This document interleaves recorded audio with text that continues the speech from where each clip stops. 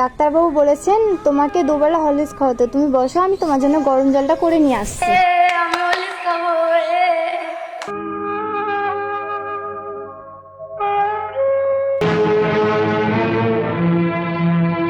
কি গো মা, তোমরা একবারে বড় লোক হয়ে গেলে।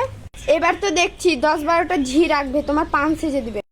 হঠাৎ এই কথা বলছিস কেন? অভাব অভাব করে আর টাকা চাইবে না। যা বলবি সোজাসুজি বল, এতে বড় লোকের কি দেখলি? বড় অভাব, টাকা নেই, ফের ঘরে ঘরে হরলিক্স খাওয়া হচ্ছে।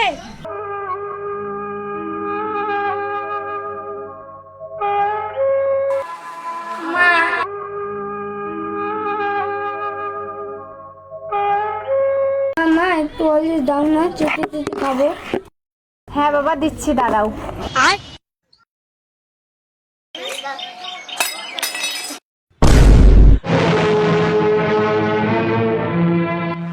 ছেলেকে লুকিয়ে লুকিয়ে হরলিক্স খাওয়ানো হচ্ছে, আর যেই বলি সংসারে একটু বেশি টাকা দিতে তেমনি মুখ শুকনো করে বলে কোথায় পাবো। জ্বরে অসুস্থ হয়েছিল, তাই ডাক্তারবাবু বলেছে হরলিক্স খেতে, তাই ওর বাবা ধার করে এনে হরলিক্স খাওয়াচ্ছে। থাক, ওই সব কথা অনেক শুনেছি, ধরা পড়লেই টাকা ধার করেছি। নতু, হরলিক্সের কোটাটা নিয়ে নে।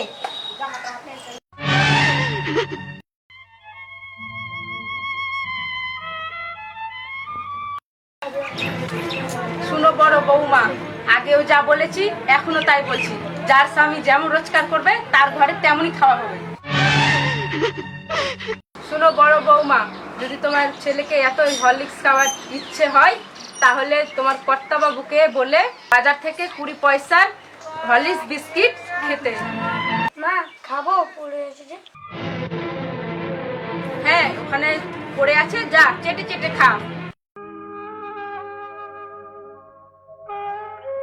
খাওয়া খাওয়া আর খাওয়া, তোমাকে মরতে পারিস না।